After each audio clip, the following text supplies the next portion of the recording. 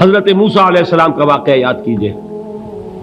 سامنے سمندر آ گیا ہے، قوم دیکھتی ہے پیچھے کہ گرد و غبار کا طوفان ہے. معلوم ہوا کہ فرعون اپنے لشکر سمیت آ گیا ہے. لشکر جب چلتا تھا تیز رفتاری کے ساتھ تو گرد و غبار کا جو طوفان اٹھتا تھا اس کا تصور کیجیے. اور لمحہ بلمحہ وہ قریب آ رہا ہے. پوری قوم نے کیا کہا؟ اے موسیٰ انا لمدرکون، اے موسیٰ ہم کو پکڑے گئے. قرآن مجید نے تو یہاں وہ باتیں نہیں لکھی ہیں، لیکن تورات میں یہ درج ہے کہ بنی اسرائیل جھگڑنے لگے، دست و گریبان ہو گئے موسیٰ کے ساتھ. موسیٰ ہمیں یہاں مروایا لا کر، اس سے تو ہم ہی بہتر تھے. وہاں کھانے کو ملتا تھا، زندگی تو تھی، بیگار ہم کر رہے تھے، موت تو نہیں تھی. اب جو کچھ ہوگا اس کا تصور کرو، جس طریقے سے ہمارے ٹکڑے اڑائے جائیں گے. تو لڑ رہے ہیں حضرت موسیٰ علیہ السلام سے. یہ تورات کی تفصیل ہے. قرآن میں صرف اتنا آیا ہے، پریشان ہو کر انہوں نے کہا انا لمدرکون، موسیٰ ہم تو پکڑے گئے.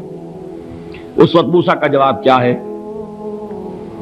کلا ان معی ربی سیہدین، نہیں، میرے ساتھ میرا رب ہے، وہ راستہ دے گا. بتائیے کہاں راستہ نظر آ رہا ہے؟ یہ ہے ایمان بالغیب. راستہ نظر نہ آئے تب اللہ پر یقین ایمان ہے. جیب میں پیسے ہوں اور تب دل کو اطمینان ہے تو ایمان کس پر ہوا؟ پیسے پر، اللہ پر نہیں. جب وسائل و ذرائع نہ ہو اور پھر یقین ہو کہ اللہ مسبب الاسباب ہے، وہ اسباب کا پابند نہیں ہے، وہ اسباب کا محتاج نہیں ہے، اسباب اس کے محتاج ہیں. اگر یہ یقین ہے تو اللہ پر ایمان ہے. یہ نہیں ہے تو تمہارا ایمان اسباب پر ہے، وسائل پر ہے، ذرائع پر ہے، مادیات پر ہے، اللہ پر نہیں.